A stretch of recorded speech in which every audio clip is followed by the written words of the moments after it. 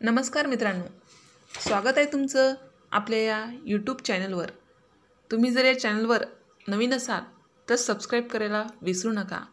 आज आपण पाहणार आहोत वर्ग 12वा विषय समाजशास्त्र यामधील प्रकरण 6वे भारतातील सामाजिक समस्या। काय प्रकरणाचं नाव? भारतातील सामाजिक समस्या। यामधील संपूर्ण स्वाध्याय आपल्याला अभ्यासायचा आहे।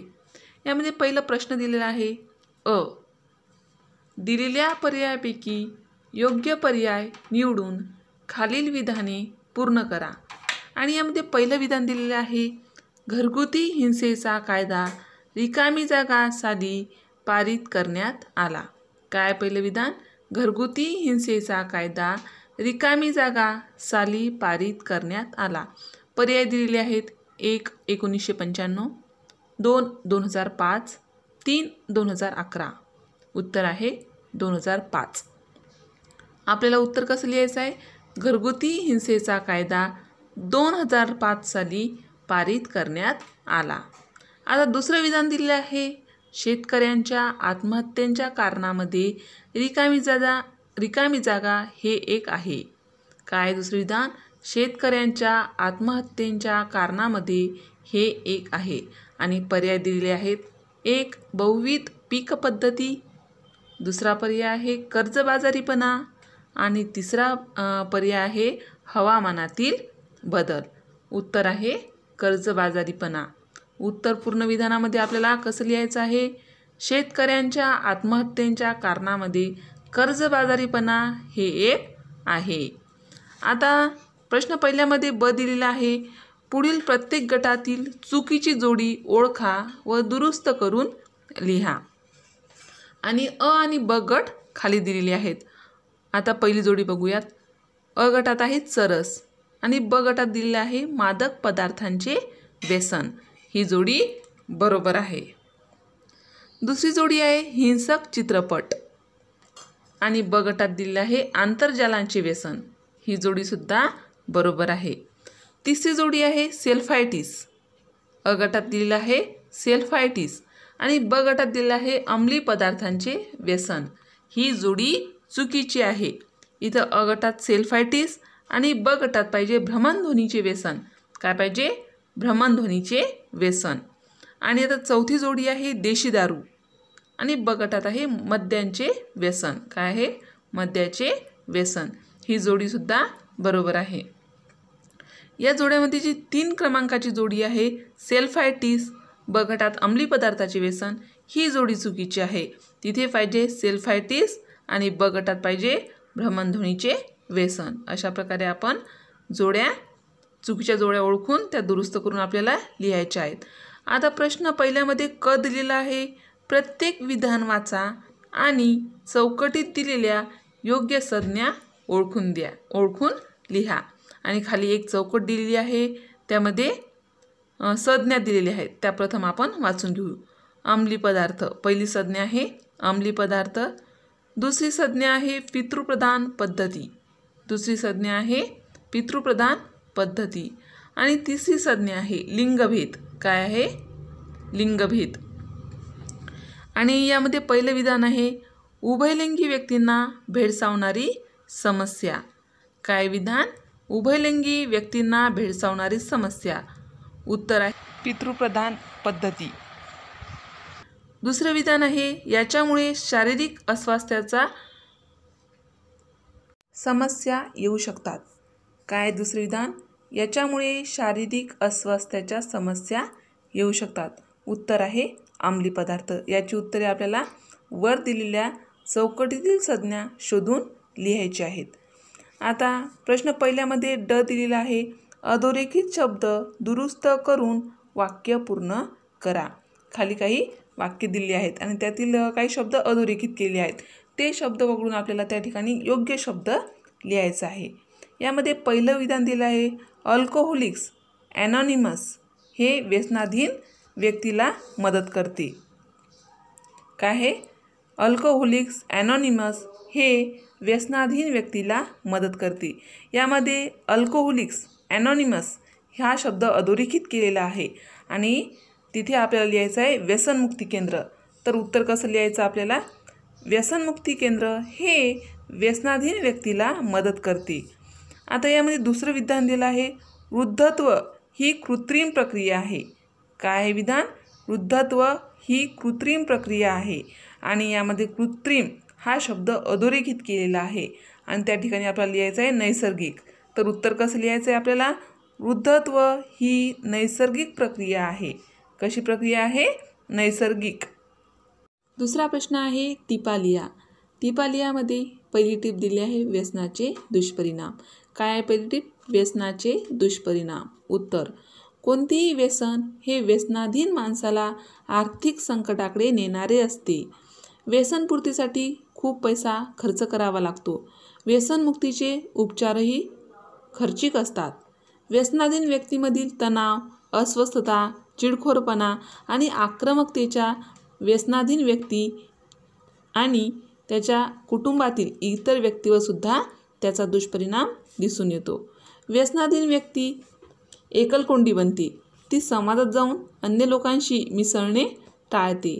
त्याद्वारे ती आपल्या व्यसनाधीनतेकडे किंवा व्यसनाधीनतेवर पडदा टाकण्याचा अयशस्वी प्रयत्न करते. व्यसनाधीनतेमुळे कामाशी असलेली बांधिलकी आणि कार्यक्षमता कमी होते. एकाग्रता करण्याच्या असमर्थतेमुळे कामाचा घट्ट आलेख दिसून येतो. अशा प्रकारे आपल्याला व्यसनाधीनतेचे दुष्परिणाम पाहायला मिळतात. टिपा लिहामध्ये दुसरी टीप दिली आहे, वृद्धांच्या समस्यावरील उपाययोजना.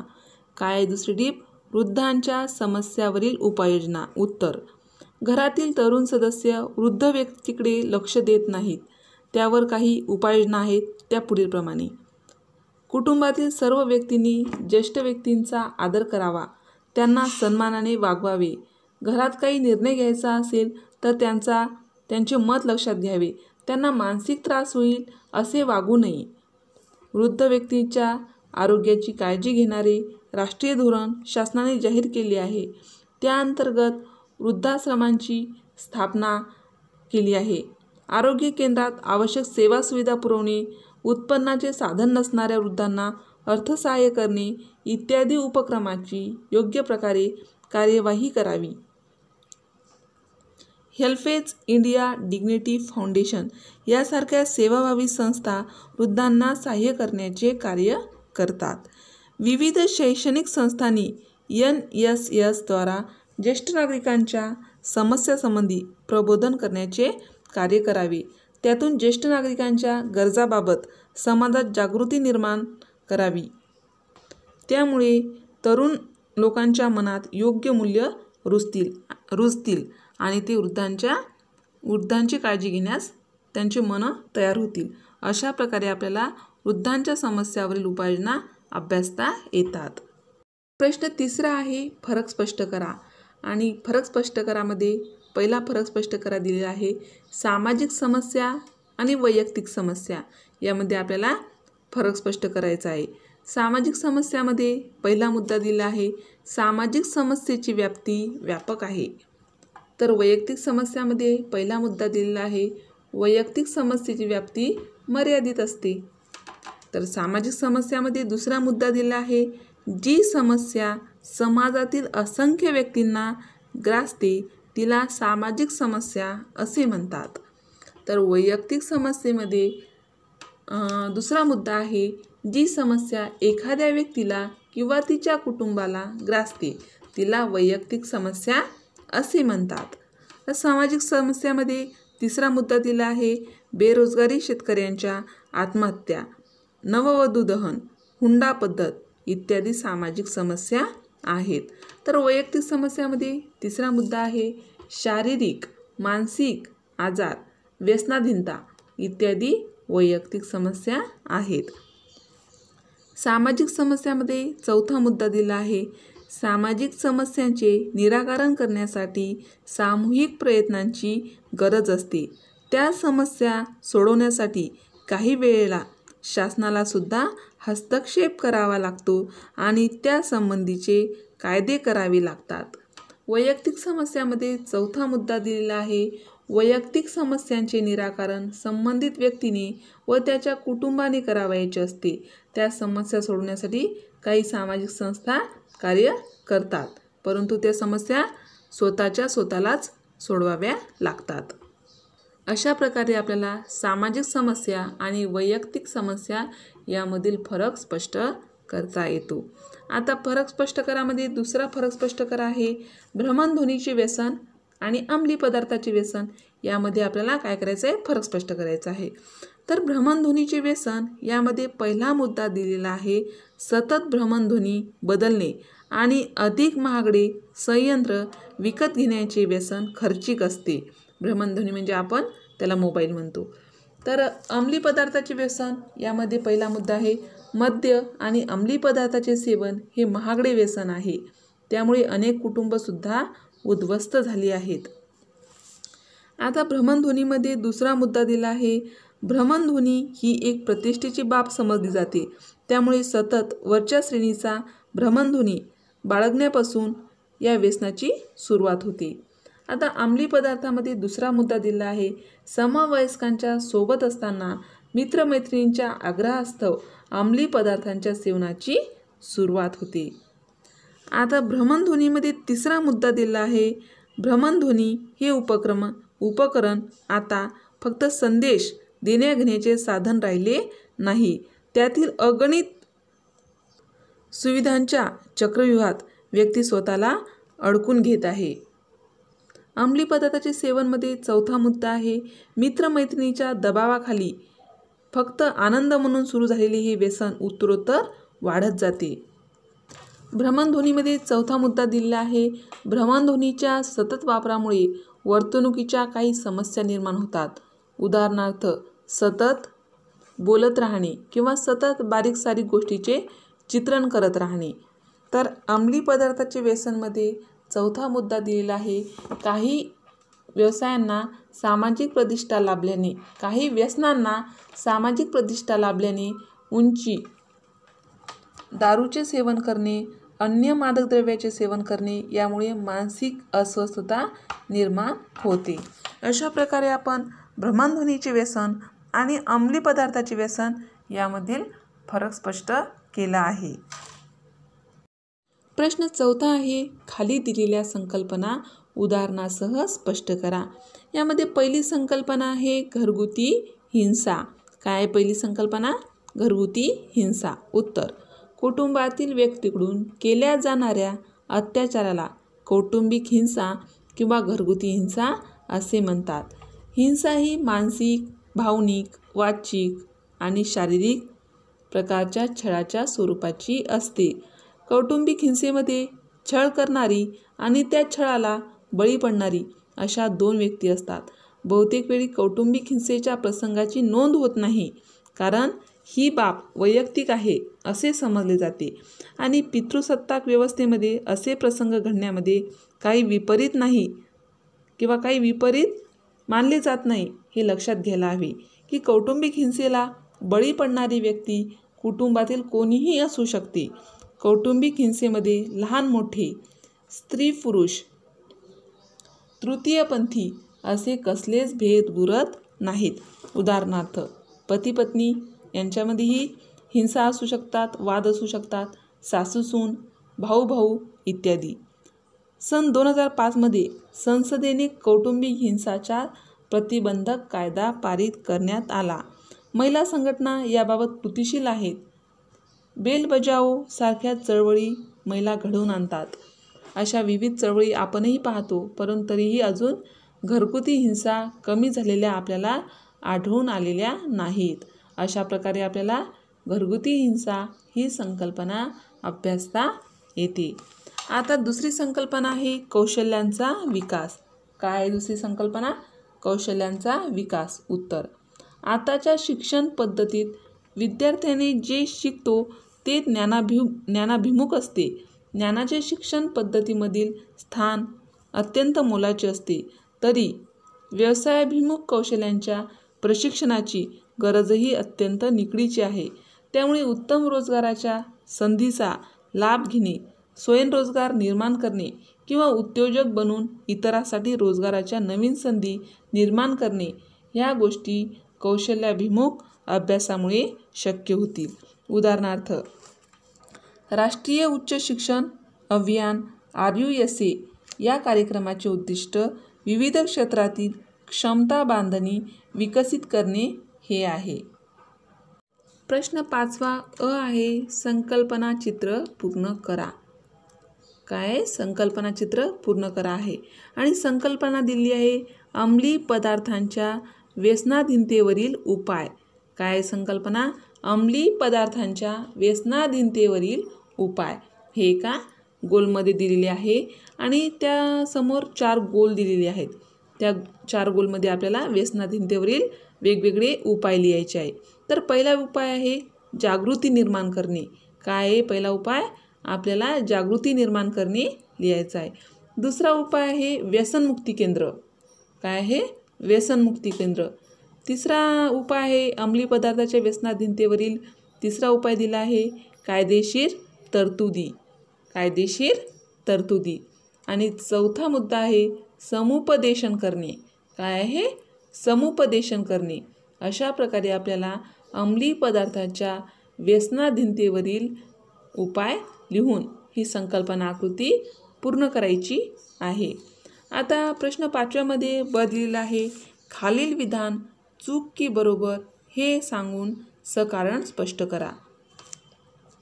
यामध्ये पहिलं विधान दिलेलं आहे किंवा पहिला प्रश्न दिलेला आहे तंत्रज्ञान हे नेहमीच सामाजिक प्रगतीसाठी उपयुक्त ठरते. काय पहिला प्रश्न? तंत्रज्ञान हे नेहमीच सामाजिक प्रगतीसाठी उपयुक्त ठरते. उत्तर आहे वरील विधान बरोबर आहे. कसं आहे वरील विधान? बरोबर आहे. आणि हे विधान का बरोबर आहे याची कारणे आपल्याला खाली लिहायची आहेत. ते पुढीलप्रमाणे. 18व्या शतकात औद्योगिक क्रांती घडून आली. त्यामुळे उत्पादन वाढले, लोकांचे राहणीमान सुधारले. लोकांचे राहणीमान सुधारले. औद्योगिक शहरांचा विकास झाला. 20व्या शतकाच्या उत्तरार्धात संगणकाचा शोध लागल्याने, आंतरजालाचा विकास झाल्याने मानवी जीवनावर महत्त्वपूर्ण परिणाम घडून आले. प्राचीन काळात चाकाचा शोध लागला आणि मानवी समाजाच्या प्रगतीचा प्रारंभ झाला. वैद्यकशास्त्रातील शोधामुळे दुर्धर म्हणजे जास्त त्रास असणाऱ्या रोगावर सुद्धा उपाय करणे शक्य झाले. अशा प्रकारे आपल्याला तंत्रज्ञान हे नेहमीच सामाजिक प्रगतीसाठी उपयुक्त ठरते हे विधान बरोबर आहे हे कारणासहित स्पष्ट करता येते. दुसरं विधान आहे किंवा दुसरा प्रश्न आहे व्यसनाधीनता आणि सामाजिकीकरण यामध्ये प्रभावी सहज संबंध दिसून येतो. काय दुसरा प्रश्न? व्यसनाधीनता आणि सामाजिकीकरण यामध्ये प्रभावी सहज संबंध दिसून येतो. उत्तर आहे वरील विधान बरोबर आहे. कसं आहे? वरील विधान बरोबर आहे. तर हे विधान का बरोबर आहे याची कारणे आपल्याला लिहायची आहेत. ते खालीलप्रमाणे. अल्कोहोलिक्स ॲनॉनिमस किंवा नार्कोटिक्स ॲनॉनिमस सारख्या व्यसनमुक्तीसाठी कार्य करणाऱ्या संस्था व्यसनाधीन व्यक्तींना एकत्र आणतात, त्यांच्यात संवाद घडवून आणतात आणि व्यसनमुक्तीची प्रबळ इच्छा निर्माण करतात. सामाजिक प्रतिष्ठा मिळवणे यासाठी अनेक लोक व्यसनाला बळी पडतात. व्यसनाधीनतेची सुरुवात समवयस्कासोबत आणि त्यांच्या संपर्कात राहून त्यांच्या आग्रहाखातर आणि त्यांच्या दबावाने निर्माण होते. वडीलधाऱ्यांच्या प्रयत्नामुळे, धर्मगुरूंच्या उद्बोधनाने आणि प्रशिक्षित समुपदेशकांच्या प्रभावाखाली व्यसनमुक्ती घडून येऊ शकते. अशा प्रकारे आपल्याला व्यसनाधीनता आणि सामाजिकीकरण यामध्ये प्रभावी सहसंबंध आहे हे लक्षात येते. प्रश्न 6वा आहे आपले मत नोंदवा. यामध्ये पहिला प्रश्न दिलेला आहे घरगुती हिंसेशी संबंधित बहुतांश तक्रारीमधील पीडित व्यक्ती या स्त्रिया असतात. या संदर्भात तुम्हाला काय वाटते? काय पहिला प्रश्न? घरगुती हिंसेशी संबंधित बहुतांश तक्रारीमधील पीडित व्यक्ती या स्त्रिया असतात. या संदर्भात तुम्हाला काय वाटते? उत्तर कौटुंबिक हिंसाचारात पीडित व्यक्ती या बहुतांश स्त्रिया असतात. त्याची कारणे पुढीलप्रमाणे. पहिलं कारण आहे पितृसत्ताक पद्धत. काय पहिलं कारण? पितृसत्ताक पद्धत. भारतीय समाज हा मुख्यतः पितृसत्ताक आहे. याचा अर्थ आपल्या समाजात पुरुष आणि इतर यांच्यामध्ये सत्तेचा असमतोल आहे. समाजातील स्त्रियांना हळूहळू प्रतिष्ठा मिळत आहे, परंतु तरीही तृतीयपंथी व्यक्ती, स्त्रिया, मुले यांचा दर्जा दुय्यम आहे. त्यामुळे घरगुती हिंसा होताना दिसून येते. दुसरा मुद्दा आहे असुरक्षितता. काय दुसरा मुद्दा? असुरक्षितता. एका जोडीदाराच्या, विशेषतः पुरुषाच्या मनातील असुरक्षितता, दुसऱ्या जोडीदाराविषयीचा संशय बळावणे, अहंकार दुखावला जाणे, अधिकाराला आव्हान दिल्याची भावना निर्माण होणे, दुसऱ्याच्या निष्ठेविषयी शंका वाटणे अशी विविध रूपे धारण करते आणि कौटुंबिक हिंसेला जन्म देण्यासाठी अशी कारणे पुरेशी असतात. आता तिसरं कारण आहे नातेसंबंधातील दुरावा. काय आहे तिसरं कारण? नातेसंबंधातील दुरावा. जोडप्याचे वैवाहिक नाते, घरातील इतरांचे परस्परांशी असलेले नाते यांच्यात बिघाड निर्माण होण्यासाठी अनेक गोष्टी कारणीभूत असतात. त्यामध्ये एकमेकाविषयी असुरक्षिततेची भावना, संशय, वयातील पिढीतील अंतर, सांस्कृतिक अंतर आणि एकमेकांशी न पटणे अशा गोष्टींचा समावेश असतो.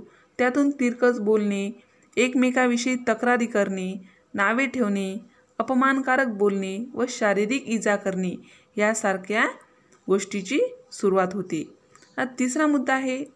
चौथा मुद्दा आहे लैंगिक वर्तणुकीसंबंधीचे पारंपरिक संकेत. काय चौथा मुद्दा? लैंगिक वर्तणुकीसंबंधीचे पारंपरिक संकेत.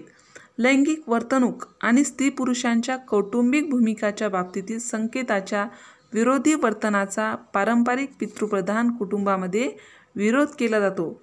तसेच घरातील तरुण मुलामुलीवर त्यांच्या वयात येण्यापासून ते प्रौढ होईपर्यंतच्या वयात त्यांच्यावर भरपूर निर्बंध लादले जातात. पाचवा मुद्दा दिला आहे परंपरा आणि धार्मिक दृष्टिकोन.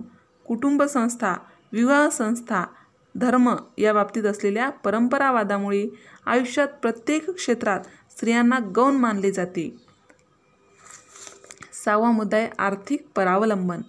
पारंपरिक समाज व्यवस्थेत कुटुंबातील कर्ता पुरुष अर्थार्जन करतो. आपल्यावर अवलंबून असलेल्या स्त्री व मुलावर एक प्रकारचा अन्याय होतो. सातवा मुद्दा आहे हुंडा प्रथा. हुंडा मिळवणे यासाठी लग्नाच्या आधी व नंतरही पती व त्याचे नातेवाईक पत्नीचा शारीरिक व मानसिक छळ करतात. अशा प्रकारे आपल्याला घरगुती हिंसेशी संबंधित बहुतांश तक्रारीमधील पीडित स्त्रिया असतात हे वरील मुद्द्यावरून लक्षात येते. आपले मत नोंदवामध्ये दुसरा प्रश्न दिला आहे वयोवृद्ध पालकांना वृद्धाश्रमात ठेवण्याचे सकारात्मक आणि नकारात्मक परिणाम काय असू शकतात याची चर्चा करा. काय प्रश्न? वयोवृद्ध पालकांना वृद्धाश्रमात ठेवण्याचे सकारात्मक आणि नकारात्मक परिणाम काय असू शकतात याची चर्चा करा. उत्तर. तर पहिले आपण पाहूया वृद्धाश्रमात ठेवण्याचे सकारात्मक परिणाम. वयोवृद्धांना वृद्धाश्रमात ठेवण्याचे सकारात्मक परिणाम. पहिला फायदा आहे किंवा पहिला सकारात्मक परिणाम आहे वृद्ध पालकांना वृद्धाश्रमात ठेवल्याने कुटुंबियावरचा तणाव दूर होईल. दुसरा सकारात्मक परिणाम आहे कुटुंबात होणाऱ्या अवहेलना आणि हिंसाचारापासून ते दूर राहू शकतील. आणि तिसरा सकारात्मक परिणाम आहे वृद्ध व्यक्ती आपल्या वयाबरोबरच्या किंवा समवयस्काबरोबर व्यक्तीसोबत ते वेळ घालवू शकतील. हे सकारात्मक परिणाम आपल्याला पाहायला मिळतील. आता वयोवृद्ध पालकांना वृद्धाश्रमात ठेवण्याचे नकारात्मक परिणाम पुढीलप्रमाणे. वृद्धांची सेवा करणे हे पगार असलेल्या लोकांना कष्टाचे काम वाटत असल्याने वृद्धांची आबाळ होताना दिसून येते. काय नकारात्मक पहिला परिणाम? वृद्धांची सेवा करणे हे पगार असलेल्या लोकांना कष्टाचे काम वाटत असल्याने वृद्धांची आबाळ होऊ शकते. आता दुसरा नकारात्मक परिणाम आहे सुस्थितीत नसलेल्या व वृद्धाश्रमात दाखल करण्यात आलेल्या व्यक्तीची अवस्था ही आगीतून फुफाट्यात पडल्यासारखी होते किंवा इकडे आहाड तिकडे विहीर अशी अवस्था वृद्ध व्यक्तीची होते.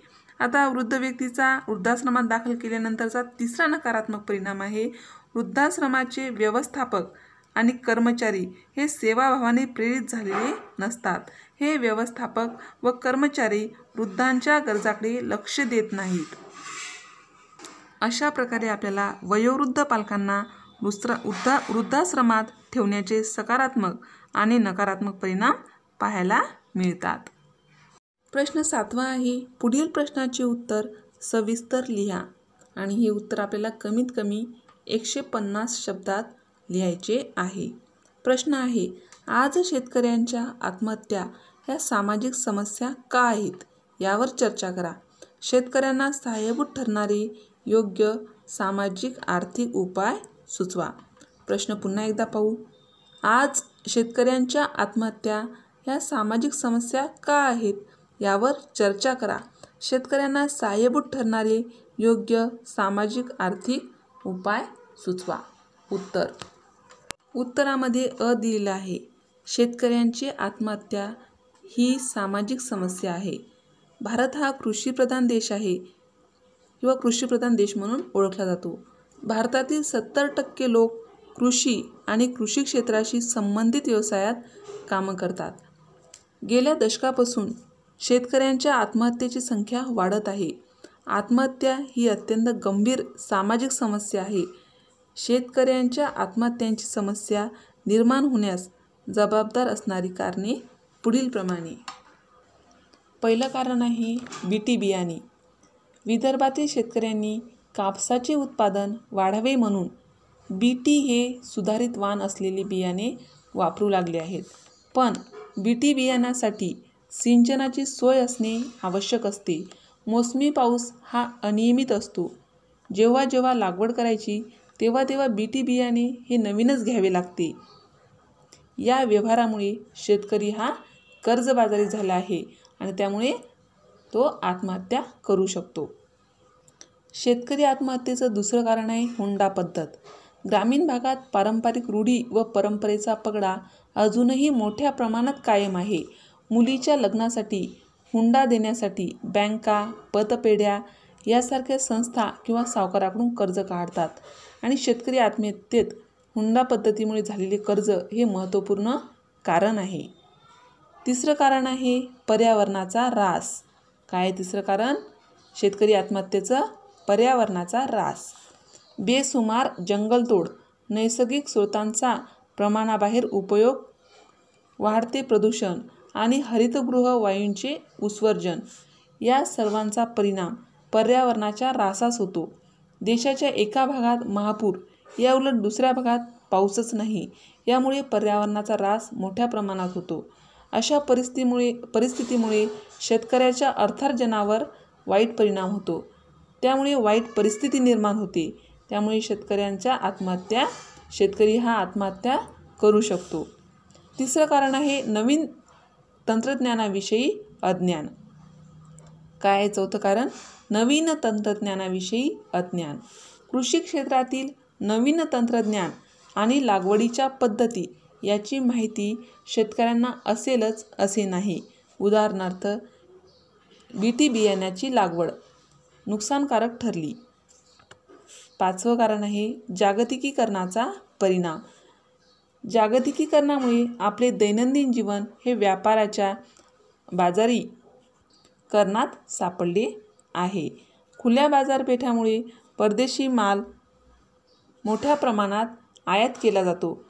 त्याचा परिणाम भारतीय शेतकऱ्यांनी पिकवलेल्या उत्पन्नावर होतो.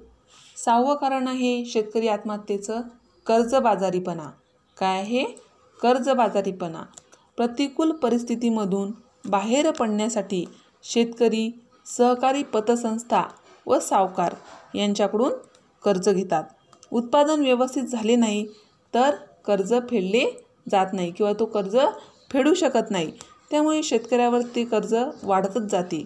अशा निराशाजनक परिस्थितीत काही शेतकरी आत्महत्यासुद्धा करू शकतात. अशा प्रकारे आपण शेतकरी आत्महत्येची कारणे सविस्तररित्या पाहिली आहेत. आता ब आहे. आता आपण पाहूयात शेतकरी आत्महत्या रोखण्यासाठी काही सामाजिक व आर्थिक उपाय. यामध्ये पहिला उपाय आहे संकटग्रस्त शेतकऱ्यांना आधार देण्याची कायमस्वरूपी व्यवस्था.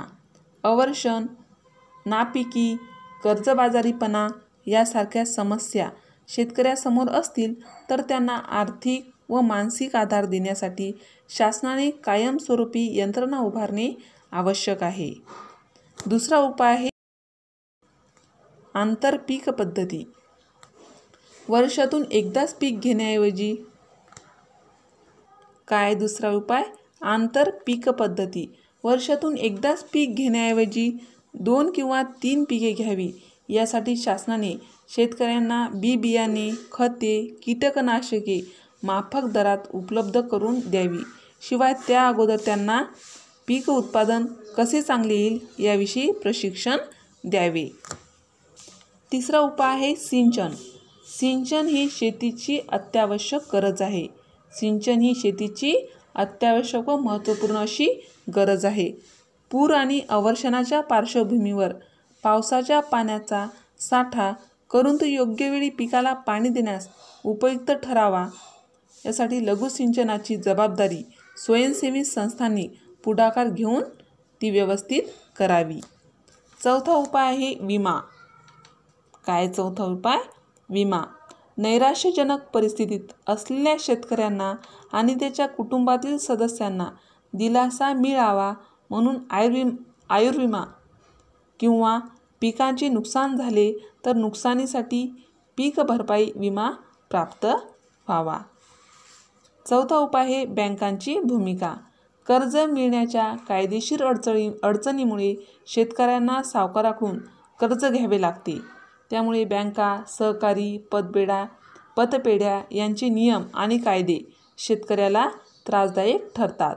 बँकांनी मदतीला किंवा सहानुभूतीचा दृष्टिकोन स्वीकारून शेतकऱ्यांना वेळच्या वेळी कर्जपुरवठा करावा. अशा प्रकारे आपल्याला शेतकऱ्यांची आत्महत्या रोखण्यासाठी सामाजिक आणि आर्थिक उपाय सुचवता येतात. अशा रीतीने आपण भारतातील सामाजिक समस्या या प्रकरणाचा संपूर्ण स्वाध्याय अभ्यासला आहे व त्याची उत्तरे पाहिली आहे. अशाच प्रकारचे नवनवीन व्हिडिओ पाहण्यासाठी या चॅनलला सबस्क्राईब करा. आमचे हे व्हिडिओ लवकरात लवकर तुमच्यापर्यंत पोहोचण्यासाठी खाली दिलेल्या बेल आयकॉन बटनवर क्लिक करा. तुम्हाला जर हा व्हिडिओ आवडला असेल तर लाईक करा, मित्रमैत्रिणींमध्ये शेअर करा.